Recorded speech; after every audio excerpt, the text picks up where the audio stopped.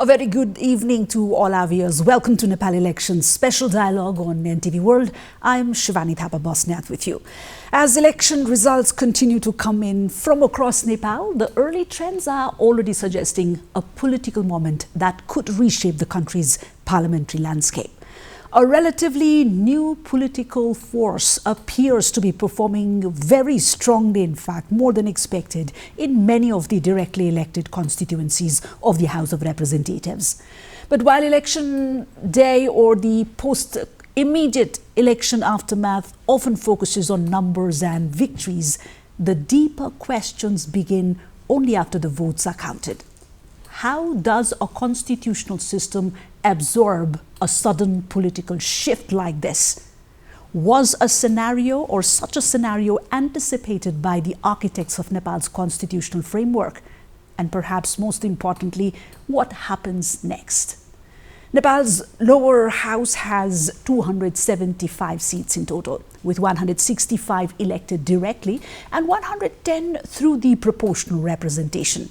So even as trends emerge, the final parliamentary balance and therefore the shape of the next government remains uncertain. But beyond the arithmetic lies a broader institutional question. How will Nepal's political system adapt to this changing shift in the central role in governance? And to explore that, I'm joined in by constitutional scholar Dr. Bipin Adhikari, who was closely involved in Nepal's constitution writing process. Dr. Adhikari, welcome to the show. Thank you. Namaste. It's a pleasure to have you here in our studios in this very, very crucial moments. Thanks. So let us begin at the core area of your expertise, Dr. Adhikari. Was the scenario of what we are witnessing at this moment so dramatic as many are perceiving, right? Was this scenario even anticipated or expected by our constitution? I think it's very much normal in politics. Once you have elections, most of the time you are very clear which one is going to be the first party or second party. But then in the present case, it was somewhat a little surprise also. But then everybody expected RSP to perform better than what they did last time. Beyond that, this time, they have done very well. I mean, they are not simply going to be a largest party, but hopefully a majority party also with a very strong presence in the House of Representatives. So this will be the first time after the promulgation of the new constitution of Nepal in 10 years. Let's say we will have the first majority-led government, and that's something very good for the country. But again, the scenario will be clear only after all the results are declared. So the counting is going on, and it's very clear that RSP is leading, and then the competing parties who are on the pipeline, they are not doing better, and the gap between them is so vast. So that means that the new party will form a government which is very confident, which has very strong presence in the parliament, and also which can make a lot of changes they have been talking about. That's something the Nepali people have been looking forward to for a long, long time now. But still, given the electoral system that Nepal exercises, it's too early for us to make any sort of predictions, but then assumptions that we cannot stop, right? And again, there's been so much drama in the numbers that are surfacing. But still, let me get back to the same question again. When Nepal's current constitutional framework was designed, Dr. Adhikari, under the Constitution of Nepal 2015, and which, one of the experts, was the possibility of a completely new political party or political force emerging so quickly in Parliament, something that the Constitution anticipated? That's now the fait accompli. I don't say that gives a negative connotation. I mean, that's not my intention. The RSP is on board, obviously, as a leading party. And the way they have been performing, I mean, it shows that they will lead the future, and with a very strong presence in the House, as I said already. So this time the difference is the opposition parties will be meager.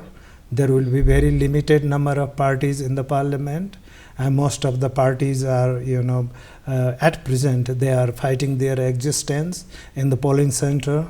You can see that there are more than 65 parties contesting elections, and they have not been able to show up the, with the ballot papers, so far. And only couple of parties are there, and even the leading, the dominant parties in the country so far, like Nepali Congress, UML, and the other parties who started as regional parties are also facing the existential crisis, because getting down to you can see that Nepali Congress will now its strength in the House that was dissolved was almost 88 or 89 out of 275. Now it's not going to be the same. They will decline further, and it's possible that they will end up with let's say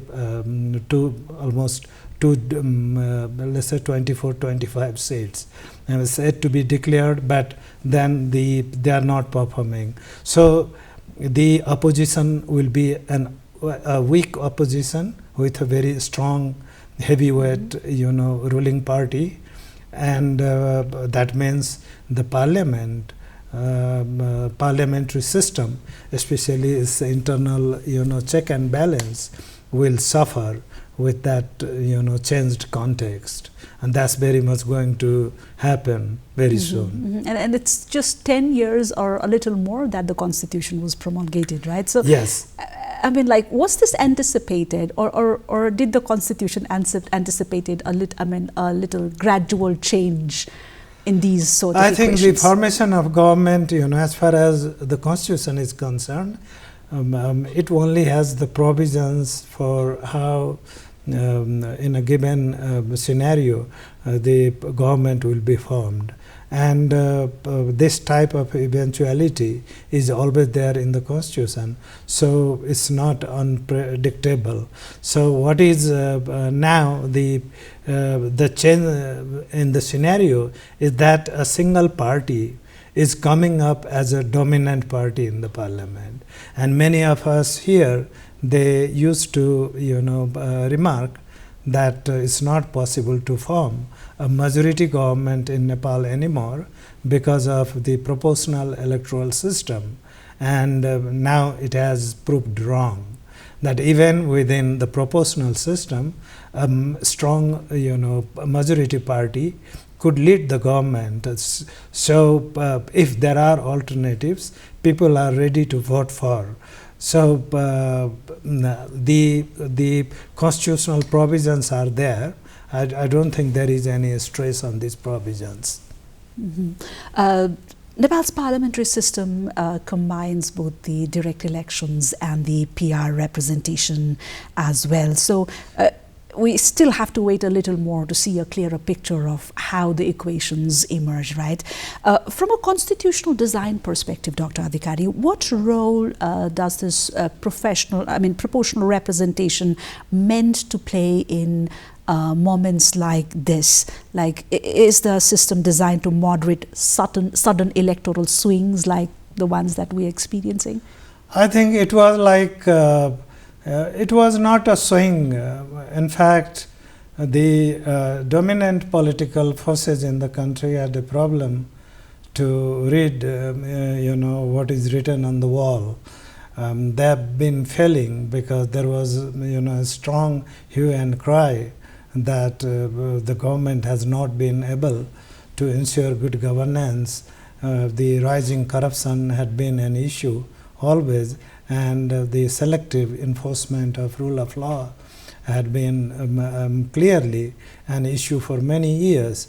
So that was something that everybody talked about, but then none of the political parties in the country were able to pick up these little threads in the electoral process. This time RSP did it, and so RSP came forward as an alternative, and obviously it is being trusted by the people. The proportional representation, in fact, this has been introduced into the constitutional system of Nepal to make sure that there is a proper level of inclusion in the political process, and also that the regions as well as the ethnic groups in the country are properly represented. So that came in addition to first past the post system, which is ideology based, and many people thought that the political parties in Nepal they will be able to keep up with the ideological thread along with representation ensured through proportional system, and in fact they have been able to do it. It's only that this time the change is it has reached through a crisis level. Now that people voted without trusting anybody, and you can see that as I said, the competitors are not performing very well. If you see how the RSP is leading in almost all constituencies, except there are rare exceptions. Otherwise, it's very something that we didn't see before, that even now votes are being counted in more than 120 constituencies. The 120 constituencies, and in all of these constituencies RSP is leading, and except for the gaps between the winner and those following up is very big, and it's because even the voters of the first the post system, they have been very, very objective this time. They didn't trust their the world allies anymore. So you would rather dub it as an issue of delivery, yes, rather than a failure of a system? No, the system has not failed. I think the system is intact, and nobody has really complained about the system. There are some marginal voices about how to make it more representative, and obviously that could always be done if there is a national consensus. But then the political parties, they had a problem.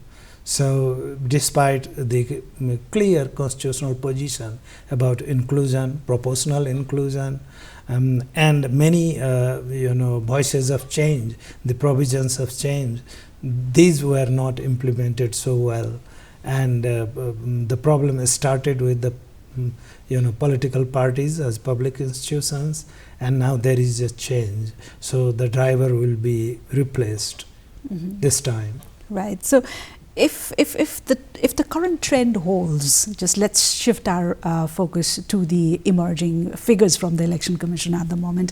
If the current trend holds, Dr. Adhikari, Nepal could see a parliament where traditional parties are significantly weakened, right? And as you said, certainly we are looking, like the figures show a pretty much weakened opposition, right? So a parliamentary democracy largely relies not only on a government but also on a very, very credible opposition. So in an assumption, should the traditional forces collapse in this election, who provides the opposition?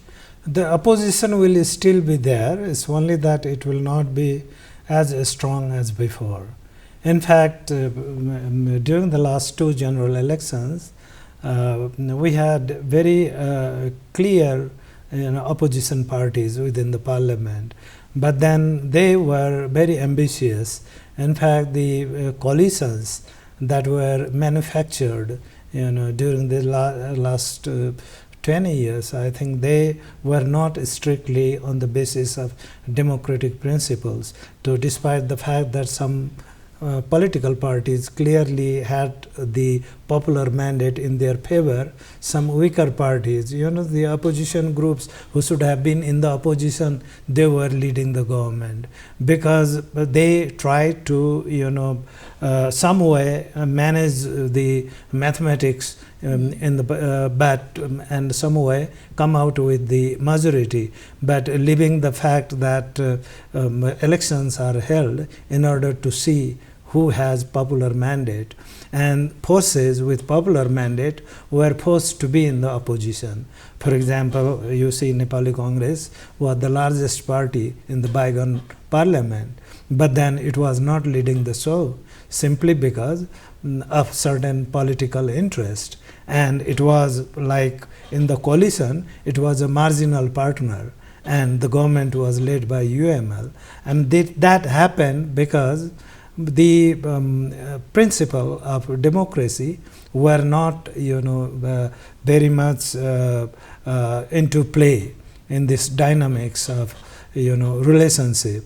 Now that there will be a change, there will still be certain political parties, for example, and there is a possibility that they will merge with each other, many of them, in order to ensure their visibility as an opposition group, or even they will have some working coalition between themselves. So that way also they can ensure that they are able to serve as opposition, a loyal opposition to the system. Would that pave way to a danger that too weak in opposition could weaken democratic accountability?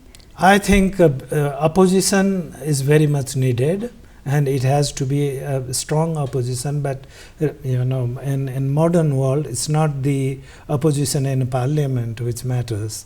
We have the free and independent media, which I think, if you compare with the rest of the South Asian countries, I think we are still very much independent, and that serves to the advantage of our democracy. And apart from that, the civil society of Nepal is also very much, I think it is very strong, and so it is also there. And even RSP, it is going to have the necessary numbers to make it stronger, but it cannot be very strong because it is yet to develop as a political party, because it lacks institutions throughout the country. I mean, the first thing. Secondly, it has to develop internal disciplines. I mean, this is the code of conduct and the certain standard norms and values that will be used to discipline the cadres as well as the leaders, and they project the party as a single unified voice, and that takes a lot of time. After the government is formed, it will have to be pursued very carefully and for a long time. Similarly, we can see that because the party is very new, the candidates, they come from different background. Most of the candidates of RSP, they are not from social background. They have not been very much in the political, let's say at the grassroots level. They have very meager, existence. So whatever, even though they are in the parliament, I mean, their relationship with the people who voted for them is still weak. They have to build on that. And these, I said, social, groups, professional groups, civil society, universities, And Nepal is very much politically divided society. It's divided because it's not developing very fast. When the development process is very fast, people become futuristic. When this is not the case, people concentrate on distributive issues more, on creating, rather than how to create more wealth, and that could be distributed. So these are challenges for the new party, and they have no idea at all. What I see is they have a very small but very meaningful political manifesto that they released before contesting elections. It's a very smart document. I can see that they have been able to understand the country and also project what they need to do if they are elected.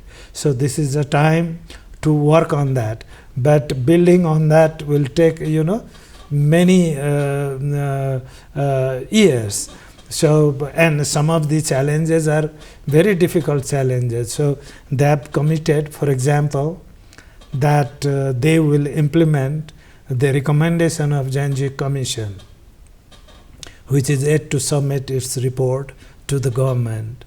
And that report will deal with the Janji movement, especially the movement that kicked off the whole process in the last September. You can see that there are issues of impunities, liabilities, violation of criminal law, violence, all these things there. Now they are committed to it. There is a social contract. Similarly, they have been saying that they will be, if they are elected, they will be opening up all corruption files, since 1990. So that's a very, very loud claim.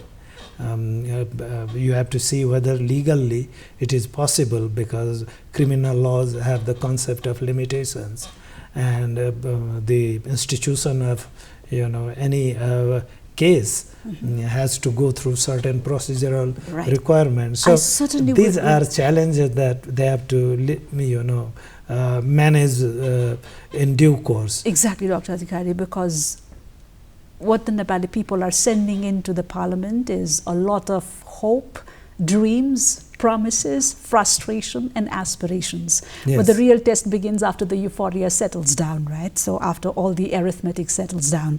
So you lead me to the challenge part. So let us now walk through a few of the major challenges that we foresee in the very, very immediate future. Now, as young as the new political force is apparently, even Nepal's constitution is equally young to Nepal, right? A new document. Nepal's constitutional system again is federal in nature now, a very new federal democratic with significant powers distributed to the provinces as well. So even if the federal parliament changes dramatically with the new forces ushering in, provincial governments may remain dominated or will remain dominated by the established parties. How much of a friction do you foresee in the very immediate future? I think there are many such issues, and the first thing is to the new government will have to make sure that it knows what it is going to do in the next 5 years, make the detailed plan and start with the first step. So popular decision making does not help at all. So what we saw in the past, they take political decision very fast and later they realize that they decided something very wrong. And now when you think about a constitutional amendment, for example, it's a major issue. The RSP has not taken any position on it, but then this is something that it will be pressurized into thinking, because there are issues that needs to be handled, and now how it's going to do it, this is one thing. there are foreign policy issues, and that's something that many critics are worried about, because most of these people are very young, and many of them do not have very firm background in Nepali society, Nepali history, Nepali culture, Nepal's fight for its existence over the last 200 years. This has been a significant issue, international relations. And coming back to the internal issues, there are, this is a society with many ethnic groups, the many regions, and there are different aspirations. Now, these issues are, it's not enough that you are correct. You have to be reasonable also, and then you should be able to demonstrate it to the people, even to the people who disagree with you, and that's also there. So it has to be done, step by step, and without losing the current, and that's always a challenge. Mm-hmm. We've been discussing the constitutional and institutional implications of these election trends. But of course, there are Nepalis who are watching us live at the moment, Dr. Adhikari, and who are also watching these developments very, very closely. And many are asking some practical questions about what happens next. So let's bring in a few questions that our viewers have sent in on our live streamings and our broadcast. I would want to pick a question first from Manuja Upriti, and she asks, do you think the new party that is likely to form the upcoming government will be able to address the demands of the Gen Z? Yeah, of course, it is in a position to fulfill the demands of the youths of the country. So, and in fact, RSP has come forward because of the strong support of youths, and so they have required majority, and the constitution does not prohibit for any changes. They can go for any changes, and the challenge is to sit with the youths and find out what exactly they want and how to pursue it, because there is no quick fix to their problems. Youths are related with different problems in our society, and it's a matter of prioritization and also developing strategies, and then pulling on resources. And this is possible, especially for the people who are educated, who have very good background, who are committed to this country. The government should be able to offer what it can do to them, to the entrepreneurs, to the fresh graduates, to those who want to stay in the country and contribute to its development as well as build their career. So this is possible, and now that they can start with the ministry with a clear terms of reference for the youths, and we don't have separate committed ministerial portfolio for the youths and their issues. Mm-hmm. The next question I get to pick is from Haris Suwal, and Haris Suwal chose to send us a question which reads, is it just a political wave for change or real awakening of the voters?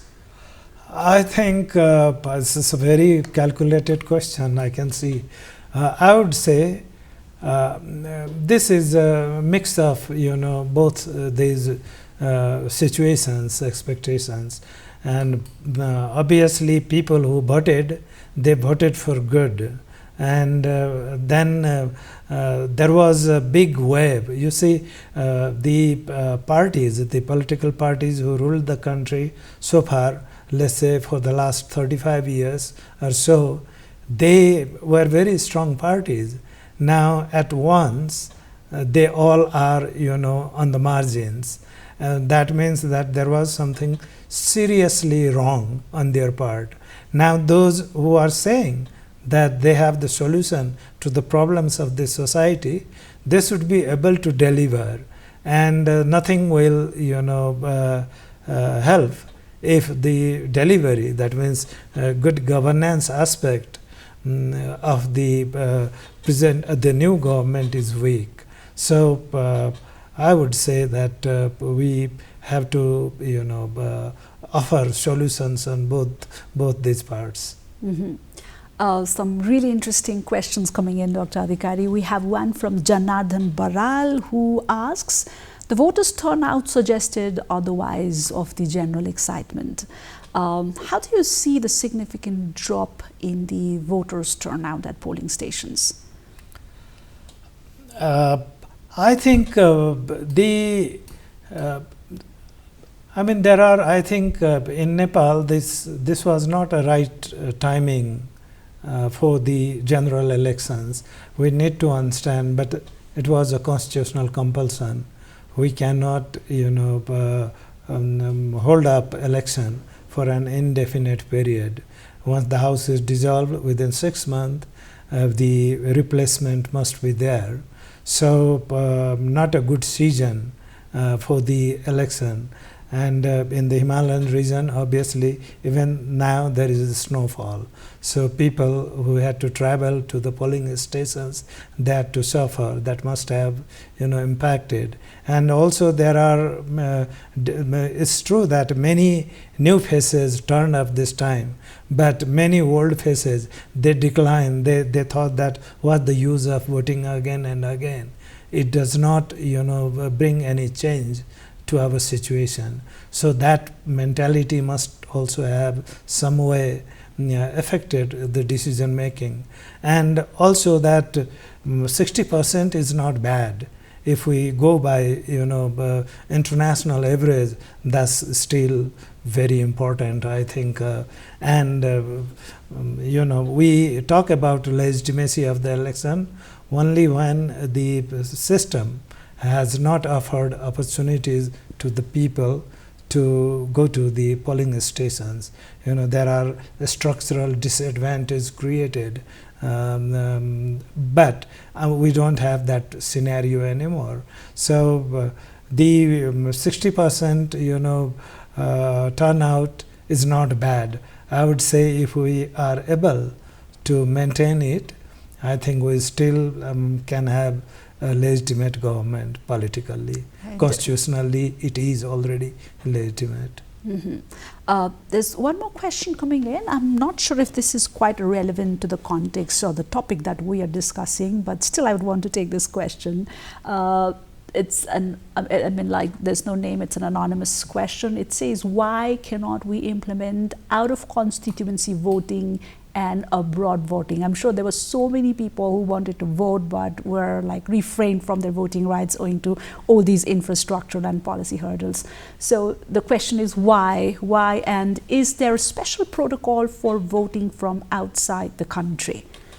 This is possible, but then it's a management issue. We need to develop our capacity to do it, number one. The second thing is when we have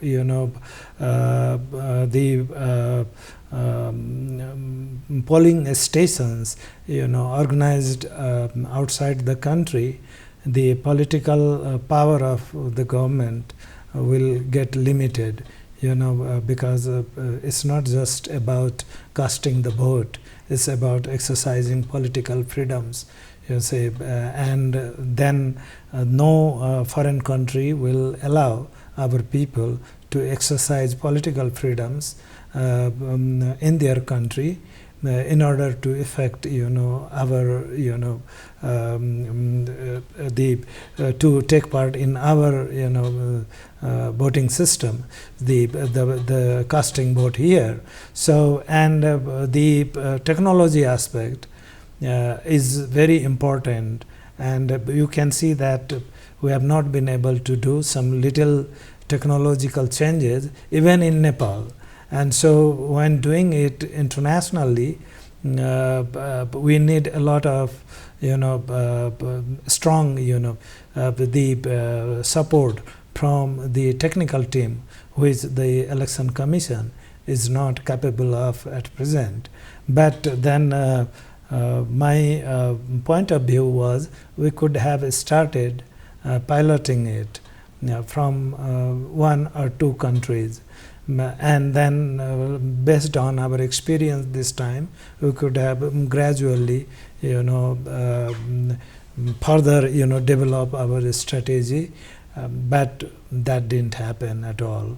So initially the Home Minister was very positive about it, and my comment was, we have a very young, minister, and very hopeful, and good luck. But then there are challenges, and these things have not been done, not because the political representatives didn't want it, simply because they were not able to do it.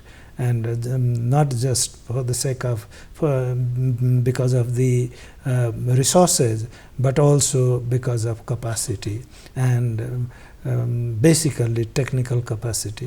Right, because with a significant population like living outside the geography of Nepal, and even like so many people, living at various parts of inside Nepal's boundaries. And also digital voting is not something that that you can do so easily if the voters are not quite educated about certain digital. So we need to prepare. Yeah, you have to educate them. The voters training program have to be initiated. The confidence has to be developed among people living outside, and there are the people, aging people also, who have a problem to live up with technology, and also very young professionals. And obviously once you allow them, they will have their own demands about timing, about certain structures, and things go on, because you can once you start, you have to be gradually you have to unfold yourself, right, and provide opportunities as far as possible. So that was the challenge. It is inevitable. It will come, but a lot of preparations needs to be done for that. If we start now, probably in the next 5 years, we might be able to start it in certain jurisdictions. Dr. Adhikari, let's come back to the other part of the conversation now. Let me begin with one of the questions sent in by our viewers. Let me build on a little more on what the viewer said, because when voters deliver a result that is this dramatic, right? Analysts often call it a mandate. Everybody calls it a mandate, but mandates are usually, or it can be, very ambiguous as well. What has been your observation? Did voters vote for the agenda of Rashtriya Swatantra Party, or did they vote against the traditional political establishment? I think basically they wanted to get rid of the traditional political parties. That's very true. I mean, I thought that Nepali Congress will still perform because there was a change of leadership, and the new leader was certainly a cut above others, and somebody who really one of the smartest politicians in the country. But then people were not able to recognize, because they wanted to get rid with political parties. It's because of the habits, the culture, the political culture of the ruling elite that developed a very sinister face during the last 10 years, or even for many decades, I must say. So but then there are voters who thought of who went through the party manifesto also, who really thought that there are educated people with RSP. These people are not anyway lesser in education or performance in their field than others in the political mainstream in Nepal, and also that especially recently Balendra Shah as a mayor, he performed very well. So the political parties especially, they didn't like him so well, but then people were able to see that the Kathmandu, metropolitan city they lived in was not the same after 3 years of his tenure as the mayor. So the changes are something that have been noted, and the political side is also very prominent. You can see the mayor comes from Madhesi background, has a Madhesi background, but has a very strong national perspective. That's something many Madhesi leaders lacked in this country. They always talked about their narrow framework rather than talking about the nation. And this gentleman was very different. So he never talked about his ethnicity, talked about the country, the change, the development, the positive scenario that we needed, and he delivered. So that was something that was a very good example that RSP was able to share with the voters in its public programs throughout the country, and that helped the party to really generate interest in its perspectives. So you really mean to say it gathered an appeal for the voters, especially the voters are very what you called action-hungry voters, right? Absolutely. That is quite an appeal for the voters, which instigated such a momentum. Ravi Lamichhane himself, is is aggressive speaker, who can perform very well in terms of public speech, and that's something. And also that he has his image as a TV journalist, and many people knew him as a journalist who always was on the right side of the history. So that has had certain advantage. And also the new faces, these people were not controversial, the candidates that were given, but rather you can say they were least known but not controversial, and mostly educated. And so in an environment where you don't have good options, they came with options. So the traditional parties have to look back and see where they committed mistake in their election campaigns, and the mistakes are very clear.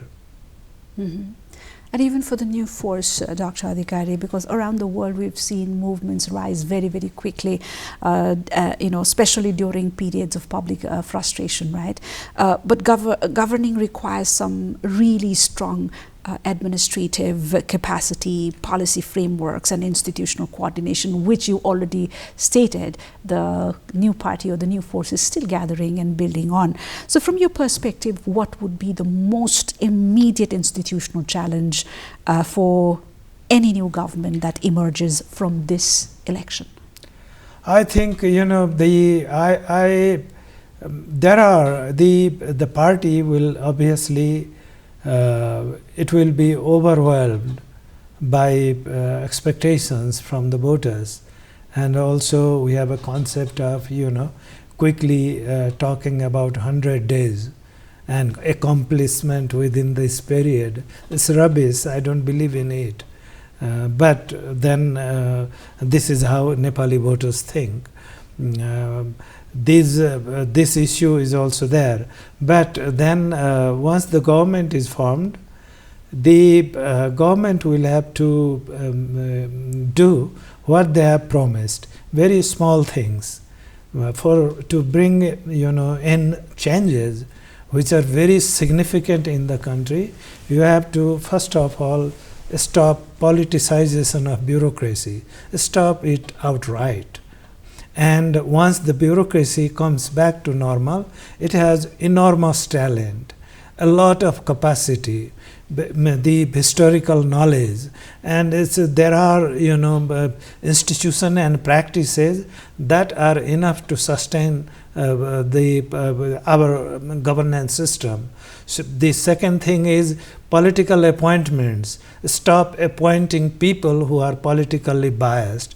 Go for professionals and people with real capacity, and the people with optimum capacity in the positions that they deserve most.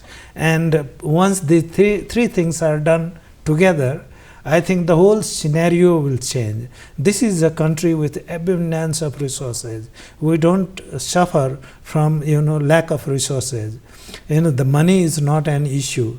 The reputation of the country is still very good, and we have a very good network of relationship internationally. Now that the government has to balance international relations, make sure that our processes are autonomous and with young people and leaders like RSP, the challenge is to make sure that the new establishment is believed by both our neighbors as well as the international community, and that's very significant because they very often tilt towards one side and lose the goodwill of the other, and this is not how a country can go forward. So similarly, the budget, our national budget is always underspent, less utilized. The development programs have not been successful. So the management capacity has been a disaster because the people who have been recruited are incompetent people. Once these competent peoples are on board, things will have a very positive scenario. And Nepalis have been looking forward to see that democracy is at work. And that is something that the new government will have to assure. And these little things mean a lot to the common people. And they know that the government is not going to distribute cash to them. So nobody is expecting it. They want that the service delivery is not obstructed. So whatever is there in law is hopefully in reality as well. So this is something that comes as a challenge, and capacity, obviously as we go along we can develop, but then norms and practices we can improve immediately, and this is the challenge for the new leadership. And in the midst of all this, how do you perceive the role of bureaucracy and the bureaucratic cooperation? Bureaucracy, I think even now I think, I come from the independent sector, not from the public sector as such. But then this is very clear that even now today the government is the biggest employer in the country. It is the smartest of all the employers. It goes through Public Service Commission. The talented people are here. It was only that the working environment was bad because it was politically tainted. Now that once there is a professional government which knows what is the limit to its power, certainly the bureaucracy will be able to help the new government by all means. And it's now, once you don't divide the bureaucracy politically, obviously you can take the help of everybody there.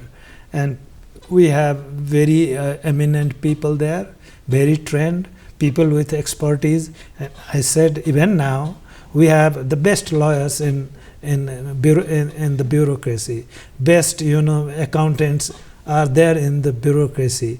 I can say that the best policymakers are there. So the government resources have been underutilized. And now that once there is a government which does not have to feed its cadre, obviously it can build on its strength.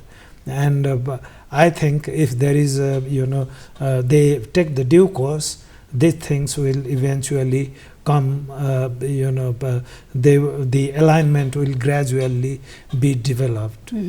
And now let me come to one of the most fundamental questions, Dr. Adhikari. Nepal's constitution is still relatively very, very young.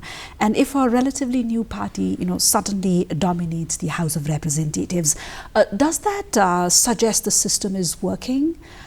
Because voters can dramatically change leadership like what we are seeing right now?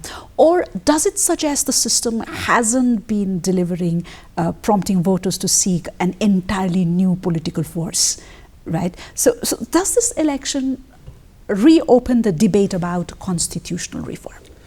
I think, well, there are always some people talking about constitutional amendment. But amendment is not a game of chance. You have to plan it. You have to think about it with certain homework, and that has to be done by the government first.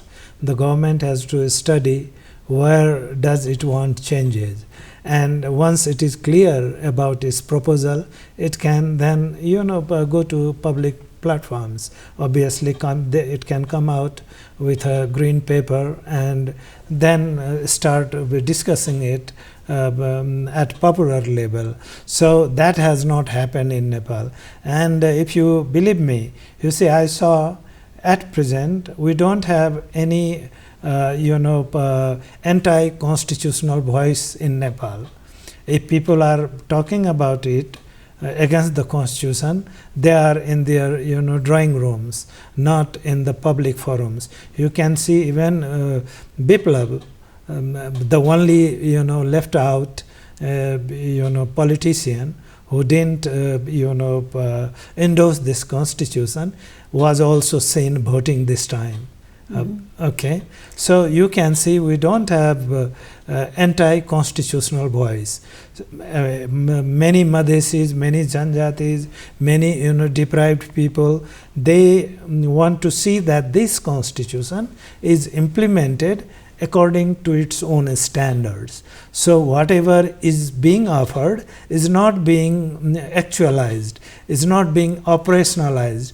We want to see these provisions must be implemented so that the people, the affected interest, really could feel that okay, there is a change in the system now, and now our plight is also changing. Now that has not happened. So the first challenge is to implement the constitution, and of course there are people who think that our federalism, the federalization process has not worked. I mean, we can look into it. That's an important aspect of our constitutional process. Similarly, there are many economic, social and cultural rights. They need to be enforced very strongly, and that has not been done. We can see what is the problem with the relevant laws. Similarly, we can also see that there are many constitutional commissions. They need to be boosted up so that they are relevant in terms of our governance system, and that needs to be done. There are so many issues, but I don't think there are issues that places us in the margin of life and death. It's untrue. It's simply not the case. Right. This question or concern has come to the fore, especially owing to a few statements or reservations embraced by the members of the newly constituted political force, the emerging political force, right? So the clarity, as you said, is yet to come for the position. But let me tell you that I've gone through the party manifesto of RSP. I mean, they don't talk about constitutional amendment. So very smartly, they didn't want to enter into controversies at the polling center. So that was very smart way.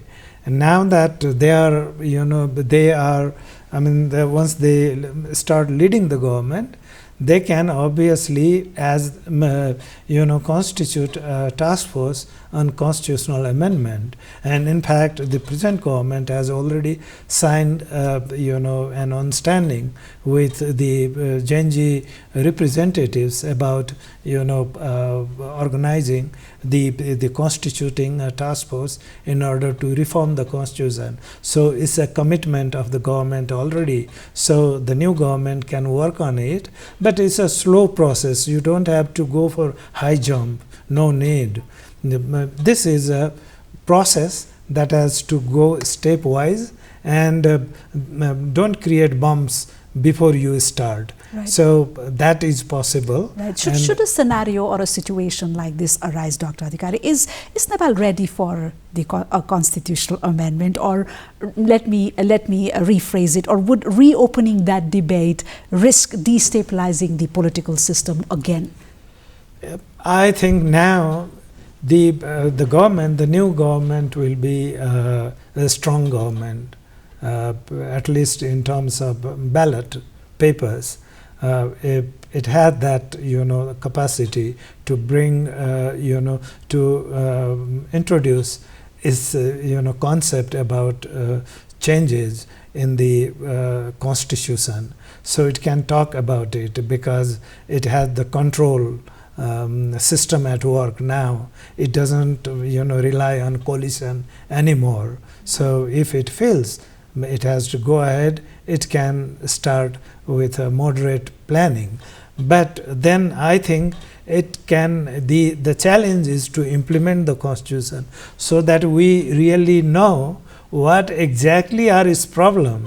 I mean, we are hypothesizing, talking about something we don't know fully. I'm a constitutional expert, but I feel that even today there are many provisions in the Constitution that have not been given enough opportunity towards implementation. It's because the government of the day thought that it's not necessary. For example, the Constitution has a provision for creation of autonomous regions. I mean, there are many people who are thinking in terms of protecting their identity through the political structures. The Constitution had that vision in the document, but then that has not been done. No law has been passed towards that particular objective, and so many people feel that okay, we are a minority, or we are a small ethnic group or deprived ethnic group, and we are not able to have our own regional system, even though the Constitution has afforded it. So that's something we should not lie about our political system. If it is there in the Constitution, it has to be on the ground as well, and that is something that has to be explored now. That there is a constitution, the new government, does not have any controversies with it. Of course, with leadership there are certain issues, even with RSP, but then these are always there in a lively political system.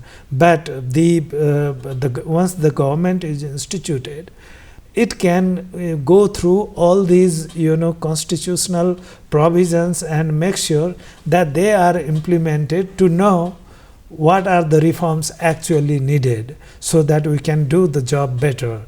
So the Constitution has a framework.